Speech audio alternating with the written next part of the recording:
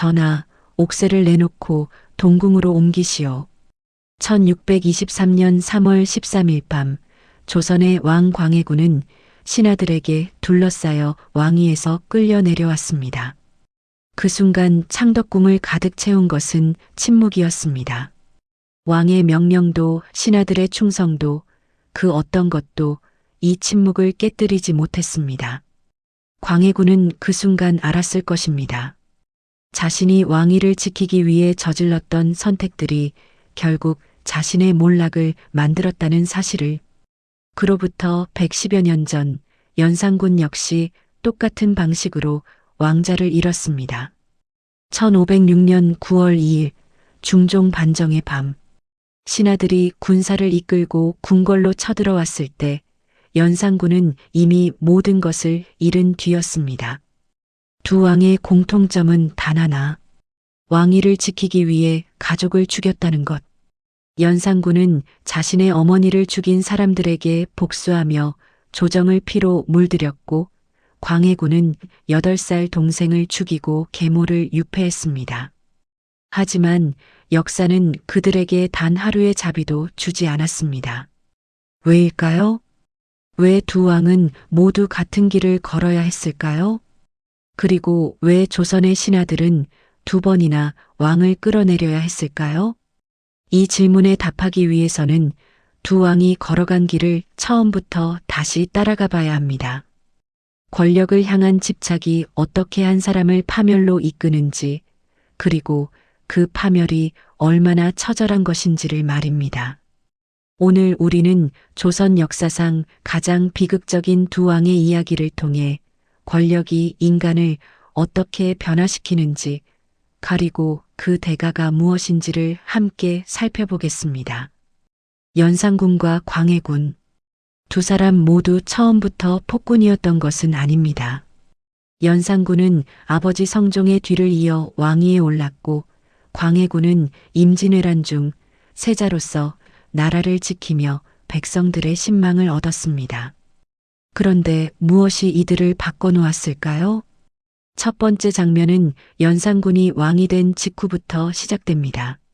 성종이 세상을 떠나고 연산군이 왕위에 오른 그날부터 조선 조정에는 긴장이 흐르기 시작했습니다. 왜냐하면 연산군은 자신의 뜻대로 모든 것을 하고 싶어하는 성격이었기 때문입니다. 하지만 조선은 유교 국가였고 왕의 권력에도 한계가 있었습니다. 바로 삼사라는 제도 때문이었습니다. 사헌부, 사간원, 홍문관. 이 세 기관은 왕의 잘못을 지적하고 비판하는 역할을 했습니다. 연산군에게 이 삼사는 가장 큰 걸림돌이었습니다. 성종이 죽은 다음 날부터 연산군은 이들과 충돌하기 시작했습니다. 그 시작은 아버지 성종의 제사 문제였습니다. 왕실에서 계속 시행해오던 불교식 제사를 삼사가 반대하고 나선 것입니다. 전하, 아니되옵니다. 연산군은 이 말을 듣는 순간부터 참을 수 없었습니다. 자신이 왕인데 신하들이 감히 자신의 뜻을 막는다는 것이 견딜 수 없었던 것입니다. 그리고 4년 후 연산군은 마침내 자신을 방해하는 신하들을 제거할 기회를 잡게 됩니다. 바로 사초 문제였습니다. 사초란 왕이 죽은 후 실록을 만들기 위한 기본 자료였는데 그 안에 연산군의 할아버지 세조를 비방하는 내용이 발견된 것입니다. 연산군은 분노했습니다. 그리고 그 분노는 조선 최초의 사화, 무오사화로 이어졌습니다. 50여 명이 죽고 유배되고 파직되었습니다. 이것이 시작이었습니다. 연산군의 광기는 여기서 멈추지 않았고 광해군 역시 비슷한 길을 걷게 됩니다.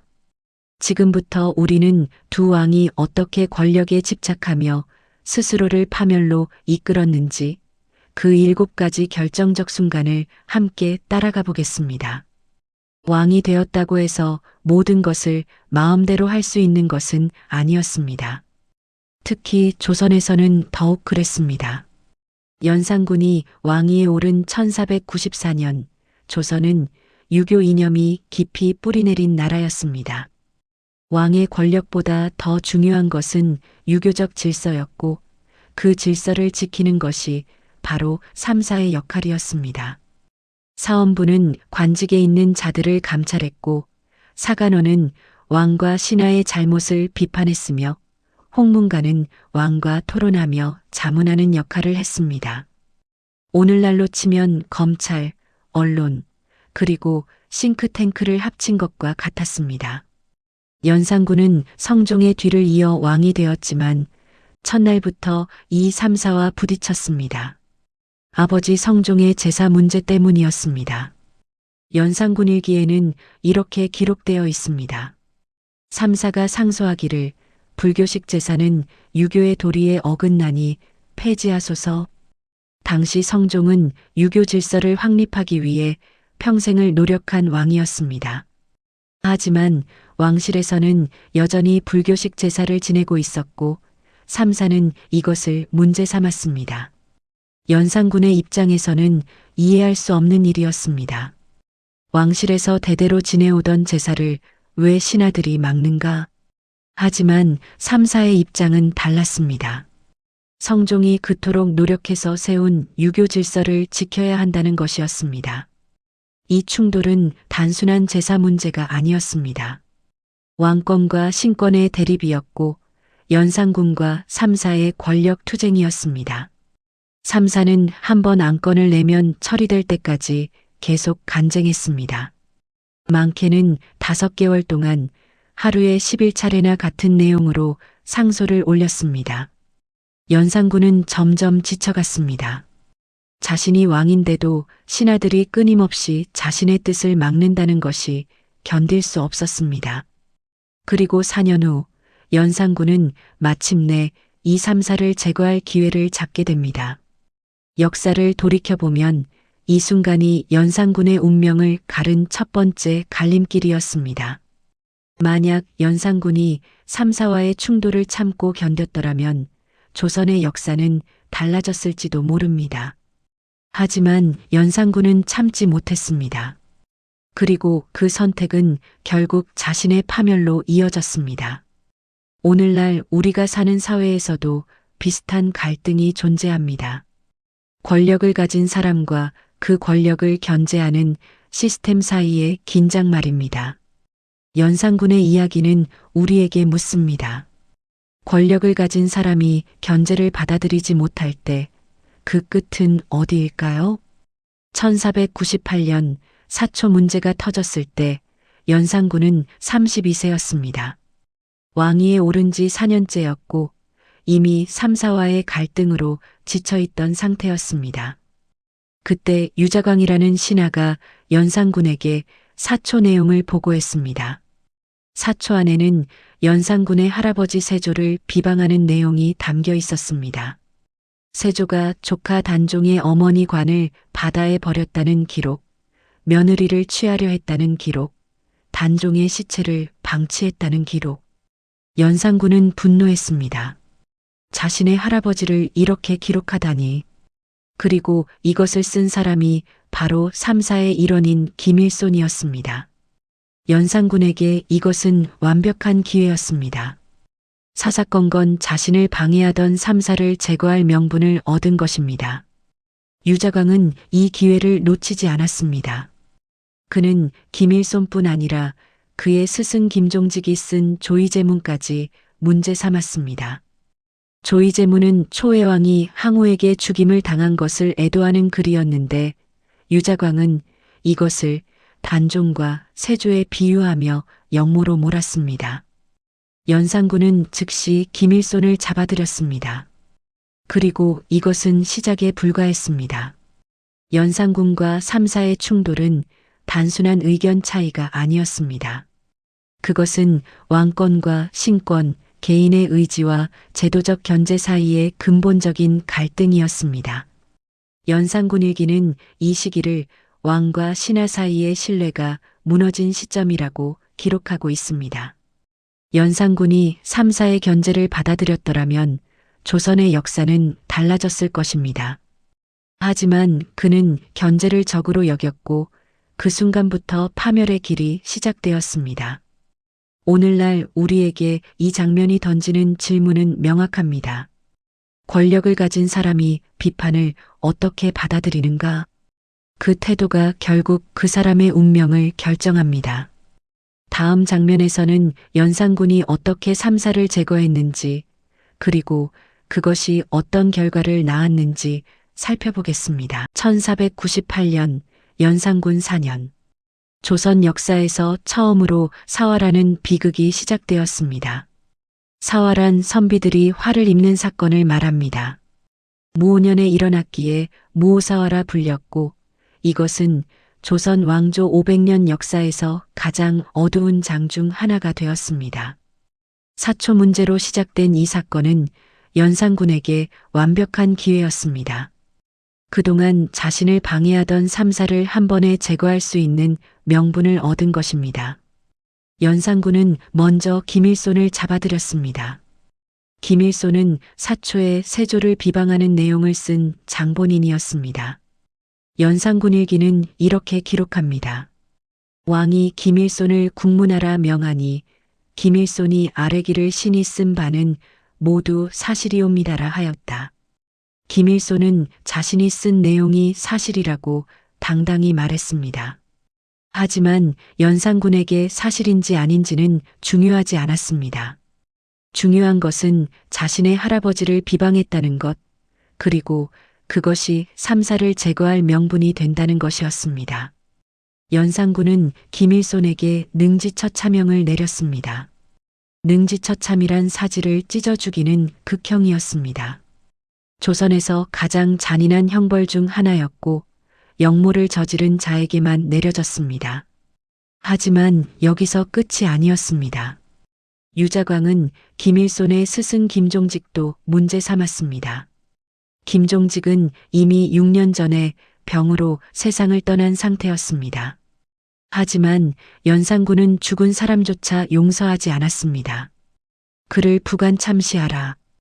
부관참시란 무덤을 파서 관을 꺼낸 뒤 시신의 목을 베어 거리에 거는 형벌이었습니다. 죽은 뒤에도 다시 죽임을 당하는 것이었습니다. 조선 사회에서 조상을 섬기는 것은 가장 중요한 도덕이었습니다. 부관참시는 그 도덕을 완전히 짓밟는 행위였고 상상도 할 수 없는 잔인한 형벌이었습니다. 당시 조선 사회는 충격에 빠졌습니다. 왕이 죽은 사람까지 형벌을 내리다니. 이것은 단순한 처벌이 아니라 공포 정치의 시작이었습니다. 무오사화로 50여 명이 사형, 유배, 파직되었습니다. 그중 대부분은 삼사에 속한 신하들이었습니다. 연산군은 이렇게 자신을 방해하던 세력을 한 번에 제거했습니다. 오늘날 우리가 이 사건을 돌이켜볼 때 가장 중요한 점은 무엇일까요? 그것은 권력자가 비판 세력을 제거하기 시작하면 그 끝이 어디인지 알 수 없다는 것입니다. 연산군은 무오사화로 삼사를 제거했지만 그것으로 만족하지 못했습니다. 6년 후 더 큰 사화가 일어났습니다. 바로 갑자사화였습니다. 무오사화와 갑자사화 사이의 6년 동안 연산군은 점점 더 폭군이 되어갔습니다. 비판하는 목소리가 사라지자 왕의 권력에 제동을 거는 사람이 아무도 없었습니다. 1502년 연산군은 자신의 어머니 패비윤 씨의 죽음에 대한 진실을 알게 되었습니다. 연산군이 태어나기 전 그의 어머니는 성종의 총애를 받던 후궁이었습니다. 하지만 질투와 다툼 끝에 패비가 되었고 결국 사약을 받고 죽었습니다. 연산군은 왕이 될 때까지 이 사실을 몰랐습니다.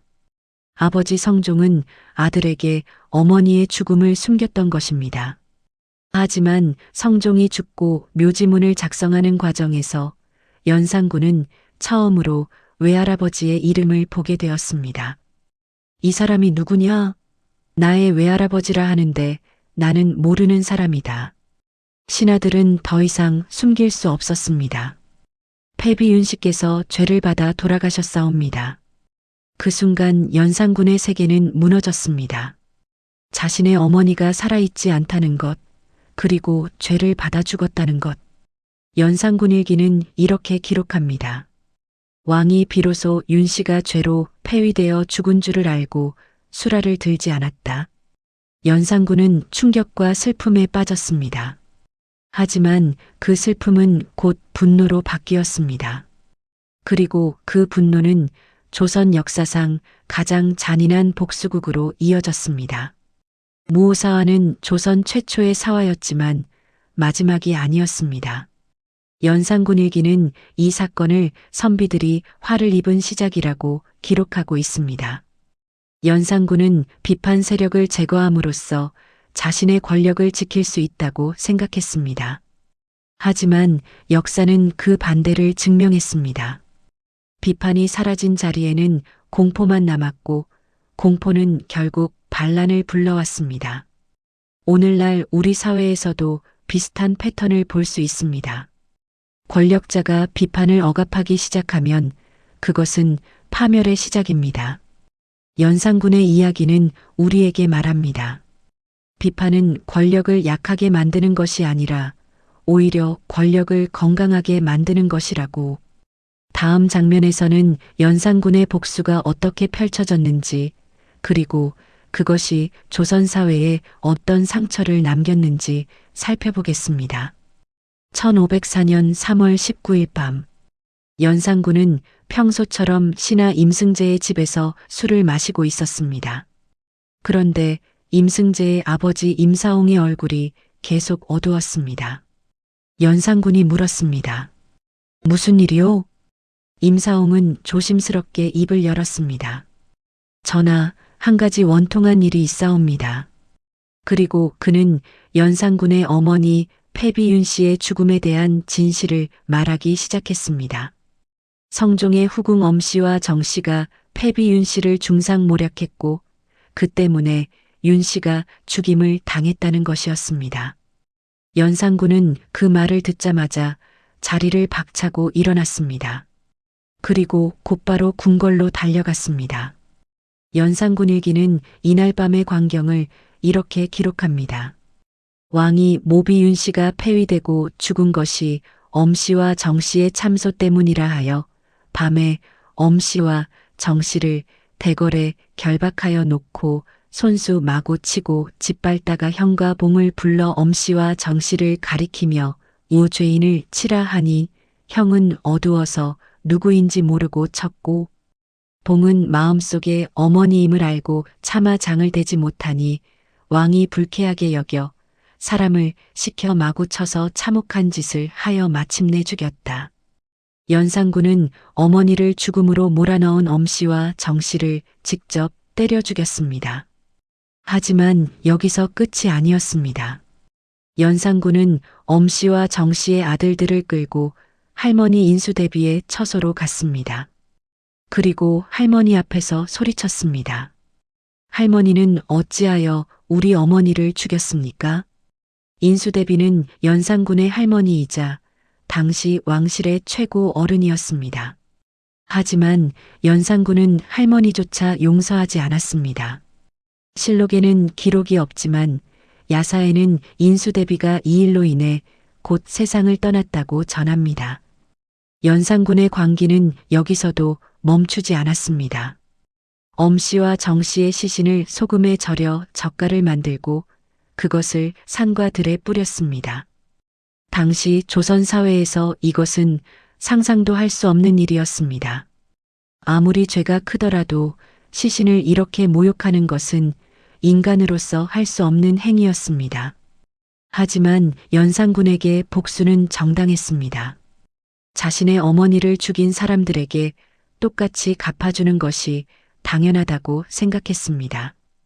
갑자사화는 무오사화와는 차원이 달랐습니다. 무오사화는 정치적 숙청이었지만 갑자사화는 개인적 복수였습니다. 연산군은 어머니의 죽음에 관련된 모든 사람을 찾아내 처벌했습니다. 7개월 동안 200여 명이 죽고 유배되고 재산을 빼앗겼습니다. 궁궐에 있던 수많은 신하가 하루아침에 사라졌습니다. 오늘날 우리가 이 사건을 볼 때 가장 안타까운 점은 무엇일까요? 연산군의 슬픔과 분노는 이해할 수 있습니다. 어머니를 잃은 아들의 슬픔, 그리고 그 진실을 뒤늦게 알게 된 충격은 누구나 느낄 수 있는 감정입니다. 하지만 그 감정을 복수로 풀어낸 방식은 정당화될 수 없습니다. 특히 왕이라는 위치에서 개인적 감정으로 수백 명을 죽이는 것은 결코 용납될 수 없는 일이었습니다. 역사학자들은 갑자사화를 연산군 폭정의 정점으로 봅니다. 이 사건 이후 연산군은 완전히 다른 사람이 되었습니다. 더 이상 신하들의 말을 듣지 않았고 자신의 욕망대로만 행동했습니다. 그리고 그 욕망은 조선 전체를 공포로 몰아넣었습니다. 1504년 갑자사화 당시 연산군을 도와 복수를 주도한 사람들이 있었습니다. 바로 임사홍과 임승재 부자였습니다. 이들은 연산군에게 패비 윤씨의 진실을 알려주었고 복수를 부추겼습니다. 왜 그랬을까요? 권력을 얻기 위해서였습니다. 임사홍과 임승재는 연산군의 총애를 받으면 자신들도 권력을 누릴 수 있다는 것을 알았습니다. 그래서 연산군의 분노를 부추기고 복수를 도왔습니다. 그리고 실제로 그들은 막대한 권력을 얻었습니다. 연산군은 임승재를 채홍사라는 관직에 임명했습니다. 채홍사란 전국에서 미녀를 뽑아 궁궐로 데려오는 역할을 하는 관직이었습니다. 임승재는 이 일을 열심히 했고 죽기 직전까지 연산군에게 더 많은 미녀를 바치지 못한 것을 아쉬워했다고 합니다. 심지어 자신의 누이 동생까지 연산군에게 바쳤습니다. 이것이 갑자사화가 남긴 또 다른 비극입니다. 왕의 광기가 신하들까지 광기로 몰아넣었고 그 광기는 조선 전체를 병들게 만들었습니다. 갑자사화는 개인적 복수가 국가적 비극으로 확대된 사건이었습니다. 연산군 일기는 이 사건을 왕이 인륜을 저버린 순간이라고 기록하고 있습니다. 연산군의 슬픔은 이해할 수 있지만 그 슬픔을 복수로 풀어낸 방식은 정당화될 수 없습니다. 특히 왕이라는 위치에서 개인적 감정으로 수백 명을 죽이는 것은 권력의 오용을 넘어 권력의 폭주였습니다. 오늘날 우리 사회에서도 비슷한 일이 일어날 수 있습니다. 권력을 가진 사람이 개인적 감정으로 공적 권력을 사용하기 시작하면 그 끝은 언제나 비극입니다. 연산군의 이야기는 우리에게 묻습니다. 권력은 누구를 위해 사용되어야 하는가? 다음 장면에서는 110년 후 똑같은 길을 걸었던 또 다른 왕, 광해군의 이야기를 시작하겠습니다. 1592년 4월 13일 임진왜란이 일어났습니다. 조선은 순식간에 무너졌고 선조는 한양을 버리고 의주로 피난을 갔습니다. 그 혼란 속에서 광해군은 세자로 책봉되었습니다. 하지만 이것은 축복이 아니라 시련의 시작이었습니다. 선조는 광해군을 세자로 책봉했지만 마음속으로는 인정하지 않았습니다. 왜냐하면 광해군은 둘째 아들이었고 정실 부인의 아들이 아니었기 때문입니다. 조선 왕실에서 왕위를 계승하는 순서는 명확했습니다. 첫째는 적장자, 즉 정실 부인의 첫째 아들. 둘째는 적차자, 즉 정실 부인의 다른 아들들. 셋째는 서장자, 즉 후궁의 첫째 아들. 광해군은 서차자, 즉 후궁의 둘째 아들이었습니다. 왕위 계승 순위로 보면 가장 낮은 위치였습니다. 하지만 당시 상황이 급박했기 때문에 선조는 어쩔 수 없이 광해군을 세자로 책봉했습니다. 광해군은 세자로서 역할을 훌륭히 해냈습니다. 전쟁 중에 각지를 돌아다니며 의병을 모집하고 백성들을 위로하고 군량을 마련했습니다. 백성들은 광해군을 믿었고 신하들도 광해군을 인정했습니다. 하지만 선조는 달랐습니다. 선조실록에는 이런 기록이 남아 있습니다. 세자가 공을 세울수록 선조의 마음은 편치 않았다. 선조는 광해군이 자신보다 더 인기를 얻는 것을 견딜 수 없었습니다. 전쟁이 끝난 후에도 선조는 광해군을 세자로 인정하지 않으려 했습니다. 명나라에 광해군을 세자로 책봉해달라는 요청을 보냈지만 명나라는 계속 거절했습니다. 명나라가 거절한 이유는 간단했습니다. 광해군이 둘째 아들이었기 때문입니다. 명나라는 적장자가 아닌 사람을 세자로 인정할 수 없다고 했습니다. 광해군은 16년 동안 세자였지만 명나라의 공식 승인을 받지 못했습니다. 이것은 광해군에게 엄청난 스트레스였습니다. 언제든지 폐위될 수 있다는 불안감, 아버지의 미움, 명나라의 거부, 이 모든 것이 광해군을 짓눌렀습니다. 그리고 1606년 광해군에게 최악의 일이 일어났습니다. 선조의 정실부인 임모광후가 아들을 낳은 것입니다. 그 아들이 바로 영창대군이었습니다. 영창대군은 적자였습니다. 왕위 계승 순위로 보면 광해군보다 훨씬 높았습니다. 광해군은 절망했습니다. 지난 16년 동안 세자로서 해온 모든 일이 무너지는 것 같았습니다. 하지만 당시 법적으로는 이미 세자로 책봉된 사람을 바꿀 수 없었습니다. 16세기 후반 조선의 판례는 명확했습니다. 이미 국가가 승인한 후계자는 나중에 적자가 태어나더라도 바꿀 수 없다는 것이었습니다. 그래서 법적으로는 광해군이 안전했습니다. 하지만 정치적으로는 전혀 안전하지 않았습니다. 선조가 광해군을 미워했고 영창대군을 총애했기 때문입니다. 선조는 기회만 있으면 광해군을 폐위하고 영창대군을 세자로 만들려고 했습니다. 광해군은 매일매일 살얼음판을 걷는 심정이었습니다. 오늘날 우리가 이 시기를 돌이켜볼 때 광해군의 불안을 이해할 수 있습니다. 아무리 열심히 일해도 인정받지 못하는 고통, 언제든지 자리를 잃을 수 있다는 두려움. 이것은 현대사회에서도 많은 사람이 느끼는 감정입니다. 하지만 광해군의 경우 그 불안이 너무 컸고 너무 오래 지속되었습니다. 그리고 그 불안은 결국 광해군을 비극으로 이끌었습니다. 1607년 10월 선조의 건강이 급격히 나빠졌습니다. 선조는 자신의 상태가 예사롭지 않다는 것을 알았습니다. 그래서 왕위를 물려주겠다는 교서를 내렸습니다. 그런데 선조는 누구에게 왕위를 물려주겠다고 했을까요? 광해군이었습니다. 영창대군이 아니라 광해군에게. 왜였을까요? 영창대군은 겨우 2살이었습니다. 2살짜리 아이가 나라를 다스릴 수는 없었습니다. 선조는 마지못해 광해군에게 왕위를 물려주기로 했습니다. 하지만 선조의 마음은 편치 않았습니다. 실록은 이렇게 기록합니다. 피눈물로 지켜온 왕위를 저놈에게 물려준다 생각하니 분통이 터져 차마 눈을 감을 수가 없구나. 선조는 죽는 순간까지 광해군을 인정하지 않았습니다. 그리고 4개월 후 1608년 2월 선조가 세상을 떠났습니다. 광해군은 마침내 조선의 제15대 왕이 되었습니다. 하지만 그의 불안은 사라지지 않았습니다. 오히려 더 커졌습니다. 왜냐하면 명나라가 여전히 자신을 왕으로 인정하지 않았고 영창대군이 살아있었기 때문입니다.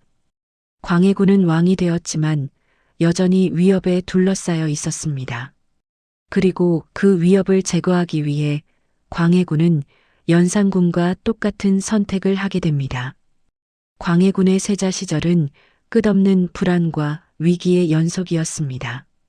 선조실록은 이 시기를 세자가 매일 살얼음을 걷는 시절이라고 기록하고 있습니다. 광해군은 16년 동안 최선을 다했지만 아버지에게 인정받지 못했고 명나라에게도 인정받지 못했습니다. 그리고 영창대군이 태어나면서 그의 불안은 극에 달했습니다. 오늘날 우리는 이 이야기에서 무엇을 배울 수 있을까요? 불안과 두려움이 사람을 어떻게 변화시키는지, 그리고 그 변화가 얼마나 비극적일 수 있는지를 봅니다. 광해군의 불안은 이해할 수 있습니다. 하지만 그 불안을 해소하기 위해 선택한 방법은 결국 자신의 파멸을 불러왔습니다. 다음 장면에서는 광해군이 어떻게 가족을 희생시켰는지, 그리고 그것이 어떤 결과를 낳았는지 살펴보겠습니다. 광해군이 왕위에 오른 1608년 그에게는 세 가지 위협이 있었습니다. 첫째, 명나라의 승인을 받지 못한 것. 둘째, 친형 임해군의 존재. 셋째, 이복 동생 영창대군과 계모 임목 대비. 광해군은 이 위협들을 하나씩 제거하기로 결심했습니다. 먼저 친형 임해군부터였습니다. 임해군은 광해군의 바로 위 형이었습니다. 명나라가 광해군을 세자로 인정하지 않았던 이유 중 하나가 바로 임해군의 존재 때문이었습니다. 광해군이 둘째 아들인데 왜 첫째 아들이 아니라 둘째 아들을 세자로 책봉하느냐는 것이었습니다. 광해군에게 임해군은 존재 자체만으로도 위협이었습니다. 1609년 광해군은 임해군을 영모 사건에 연루시켜 유배 보냈습니다. 그리고 1년 후 임해군이 유배지에서 죽었다는 보고가 올라왔습니다. 광해군은 임해군의 죽음에 대해 조사하지 않았습니다. 심지어 조사관조차 보내지 않았습니다.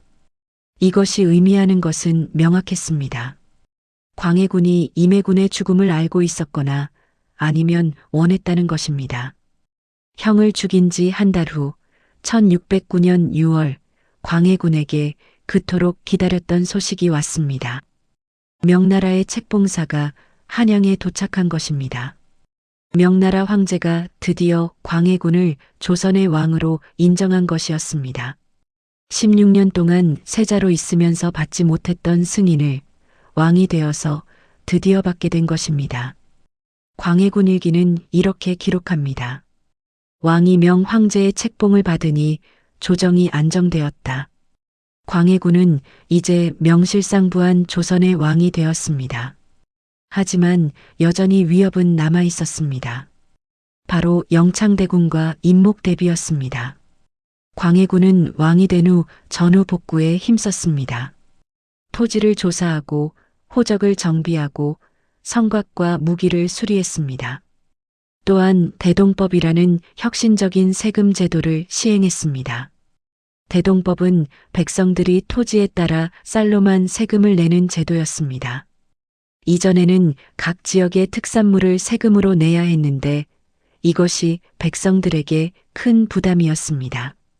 대동법으로 인해 땅이 많은 사람은 세금을 많이 내고 땅이 적은 사람은 세금을 적게 내게 되었습니다. 이것은 당시로서는 매우 파격적인 개혁이었습니다. 또한 광해군 시기에 동의보감이 편찬되었습니다. 전쟁으로 인해 의학과 약학의 필요성이 높아졌고 광해군은 이를 적극 지원했습니다. 이런 업적들을 보면 광해군은 훌륭한 왕이었습니다. 백성을 생각하고 나라를 재건하고 개혁을 추진한 왕이었습니다. 하지만 1613년 모든 것이 바뀌었습니다. 경상도 문경에서 강도 사건이 일어났습니다. 강도들을 잡아서 신문하는 과정에서 충격적인 사실이 드러났습니다. 강도들이 돈을 모은 이유가 거사를 위한 자금 마련이었다는 것입니다. 거사란 광해군을 왕위에서 끌어내리고 영창대군을 왕으로 만들려는 계획이었습니다. 이 역모의 주도자로 지목된 사람은 김제남이었습니다. 김제남은 누구였을까요? 바로 영창대군의 외할아버지였습니다. 광해군에게 이것은 자신의 두려움이 현실이 된 순간이었습니다. 영창대군 세력이 정말로 자신을 끌어내리려 한다는 것이 증명된 것입니다. 광해군은 즉시 김제남과 그 아들들을 처형했습니다. 그리고 영창대군을 강화도로 유배 보냈습니다. 영창대군은 겨우 8살이었습니다. 역모가 무엇인지도 모를 나이였습니다. 하지만 광해군에게 영창대군의 나이는 중요하지 않았습니다. 중요한 것은 영창대군이 자신의 왕위를 위협한다는 것이었습니다. 1614년 2월 강화도에서 충격적인 소식이 전해졌습니다. 영창대군이 죽었다는 것이었습니다. 겨우 9살의 나이로. 죽음의 원인은 더욱 충격적이었습니다. 광해군 일기는 이렇게 기록합니다. 영창대군이 빨리 죽지 않을까 걱정하여 온돌에 불을 떼서 아주 뜨겁게 해서 태워 죽였다. 광해군은 9살 동생을 찜질방처럼 뜨거운 방에 가둬 죽였습니다. 이것은 상상할 수 없을 정도로 잔인한 방법이었습니다. 그리고 역시나 광해군은 영창대군의 죽음을 조사하지 않았습니다. 이제 남은 것은 임목대비뿐이었습니다. 임목대비는 영창대군의 어머니이자 광해군의 계모였습니다. 또한 영모 혐의로 처형당한 김제남의 딸이었습니다. 광해군에게 임목대비는 모든 위협의 중심이었습니다. 하지만 임목대비를 처벌하는 것은 쉬운 일이 아니었습니다. 조선은 효를 가장 중요한 가치로 여기는 나라였습니다. 아무리 왕이라도 계모를 함부로 할 수는 없었습니다. 이것은 유교 사회에서 상상도 할 수 없는 폐륜이었습니다. 하지만 광해군은 이 금기도 깼습니다. 1618년 광해군은 임목대비에게서 대비의 칭호를 빼앗았습니다. 그리고 임목대비를 덕수궁에 유폐하고 그곳을 서궁으로 낮춰 불렀습니다. 왕실의 최고 어른을 평민처럼 취급한 것입니다. 이것을 폐모살제라고 합니다. 어머니를 버리고 동생을 죽인다는 뜻입니다. 조선 왕조 500년 역사에서 전무후무한 사건이었습니다. 광해군의 이런 행동은 신하들에게도 큰 충격이었습니다.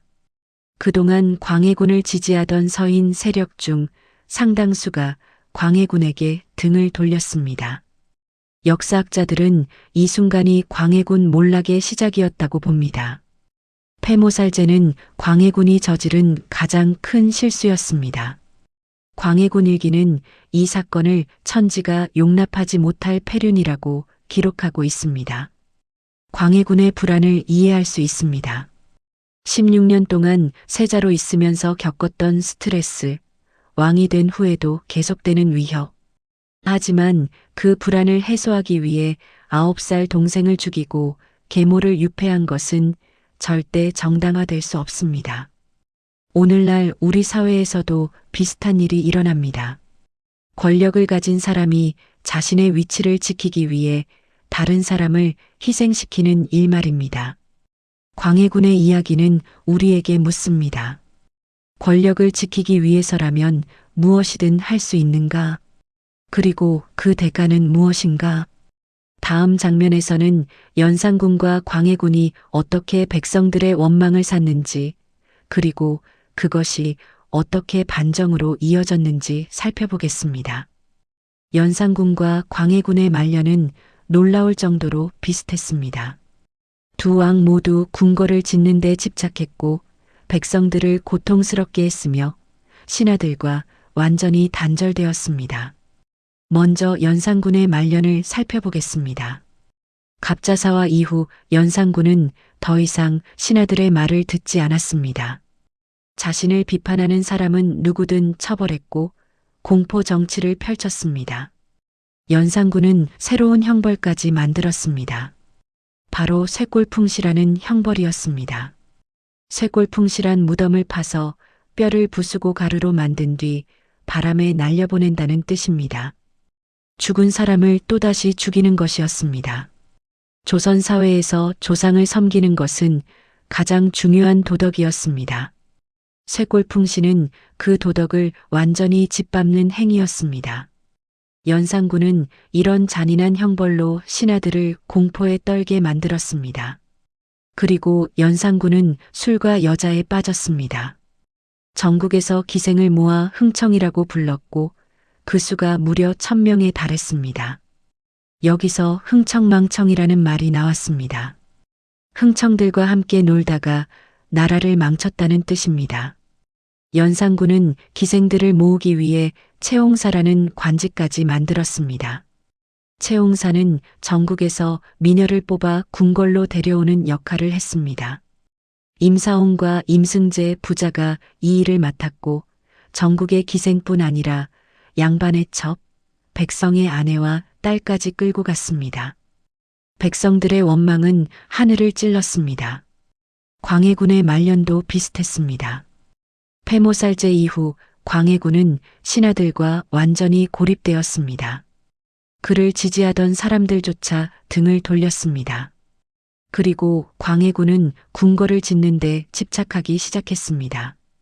창덕궁과 창경궁을 대신할 두 개의 큰 궁궐을 동시에 짓기 시작한 것입니다. 바로 경덕궁과 인경궁이었습니다.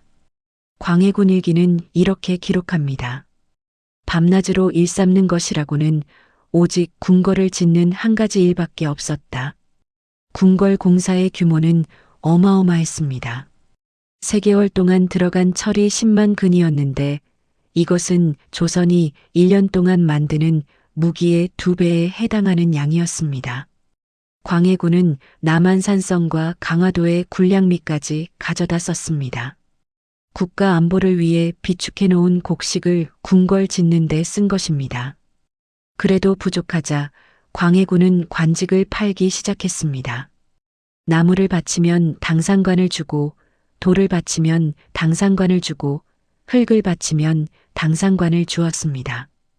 이것을 오행당상이라고 불렀습니다.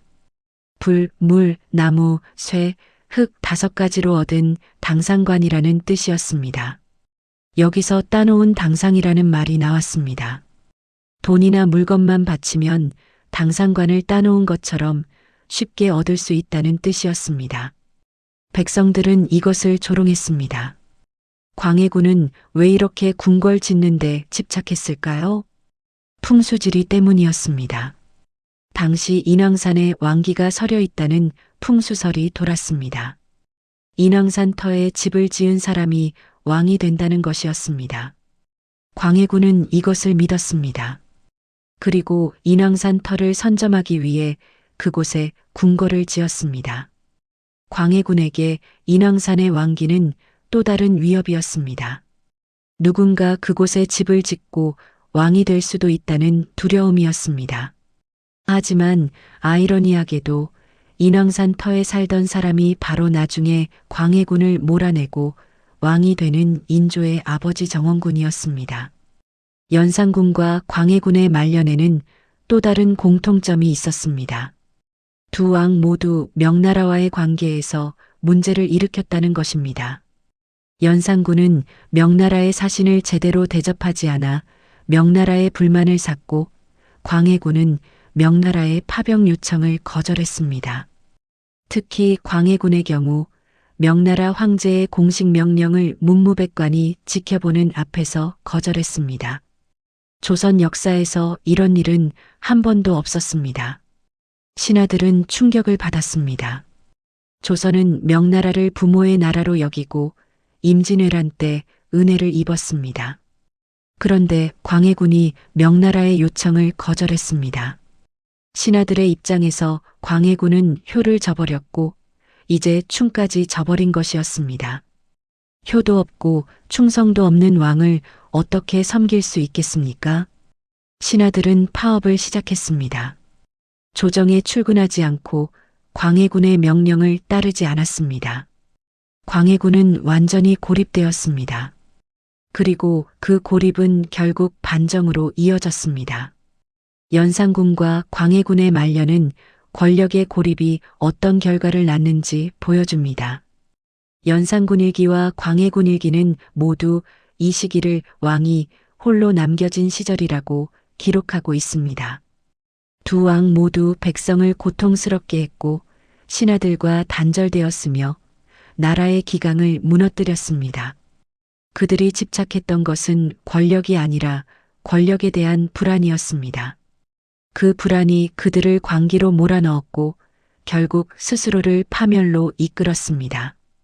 오늘날 우리는 이 이야기에서 무엇을 배울 수 있을까요?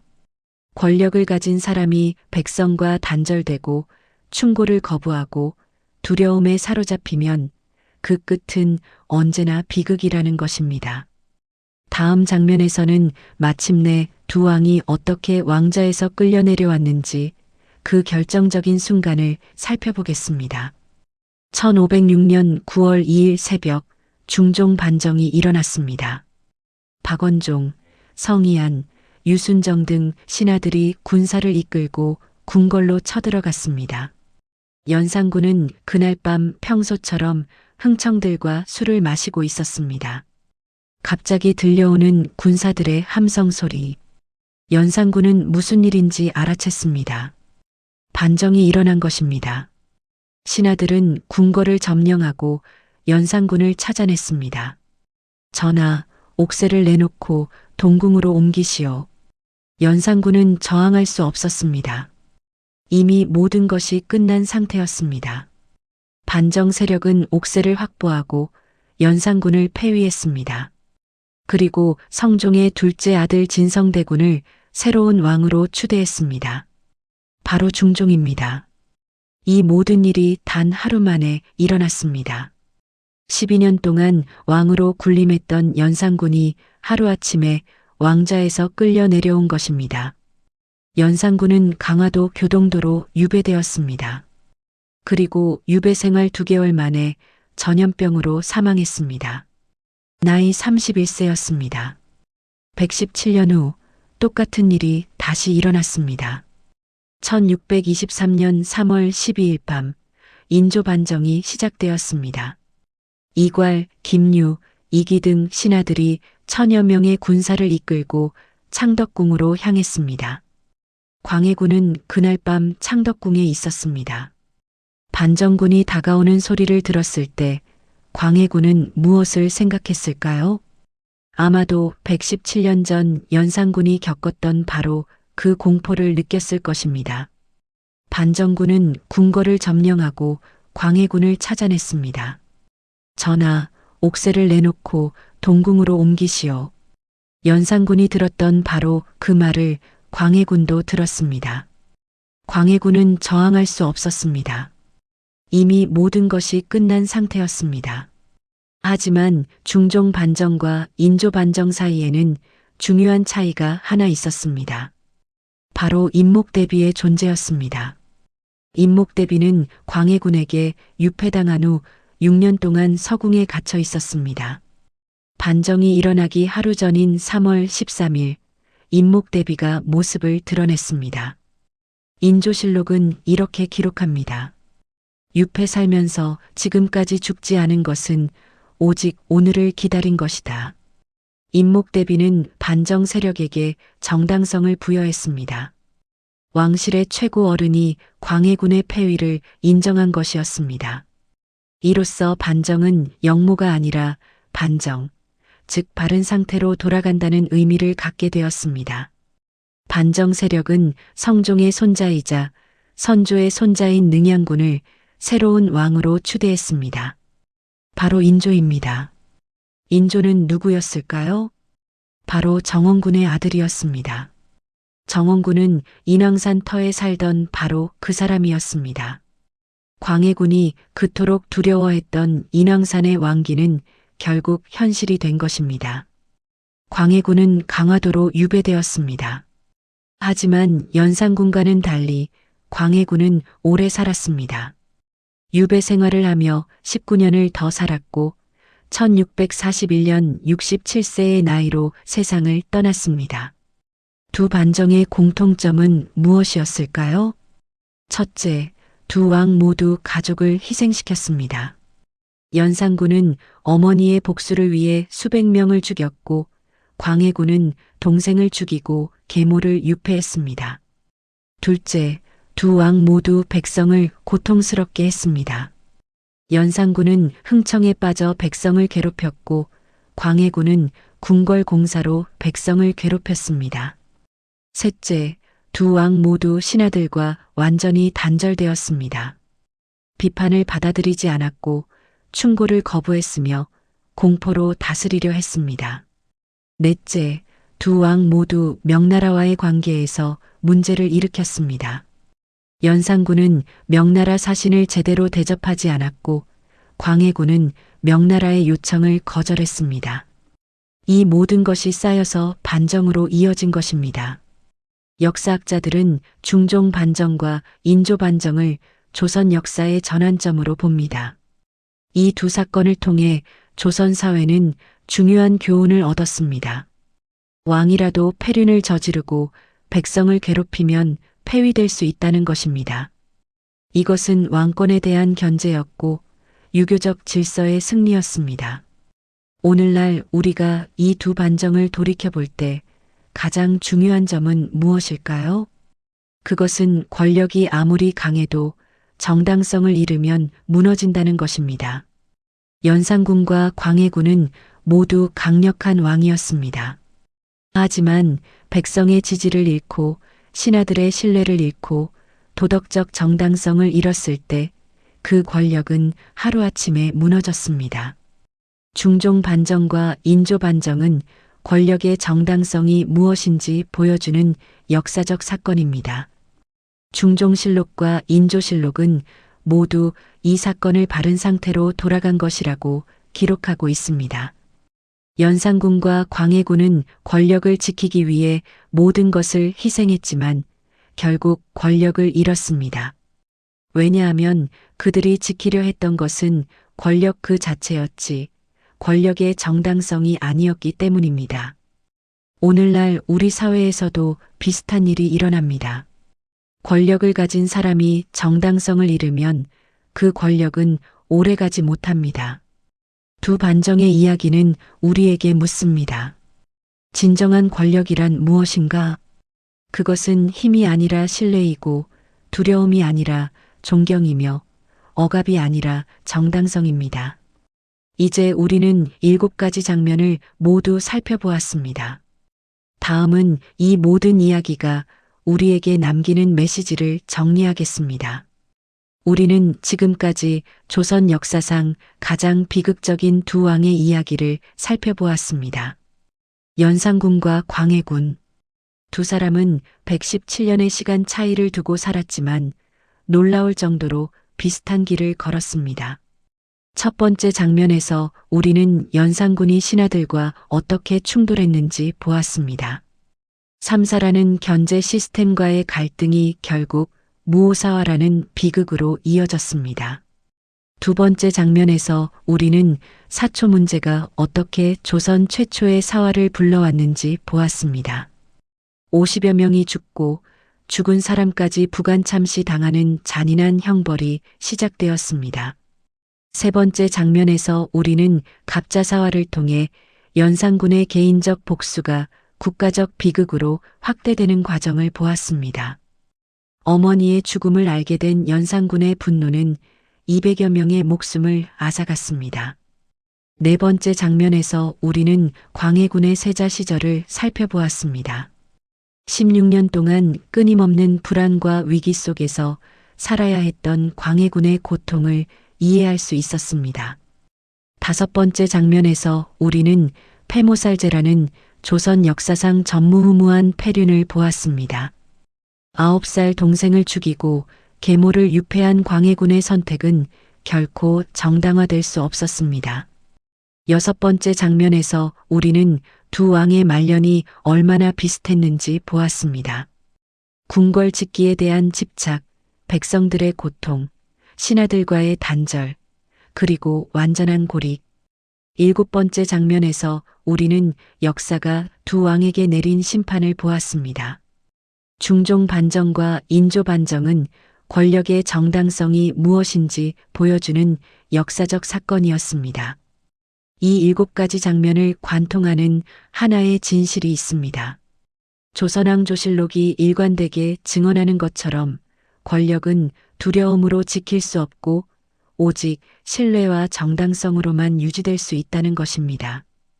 연산군과 광해군은 모두 권력을 지키기 위해 가족을 희생시켰습니다. 하지만 그 희생이 권력을 지켜주지 못했습니다. 오히려 그 희생이 권력의 정당성을 무너뜨렸고 결국 반정을 불러왔습니다. 두 왕의 이야기는 오늘날 우리에게도 중요한 메시지를 남깁니다.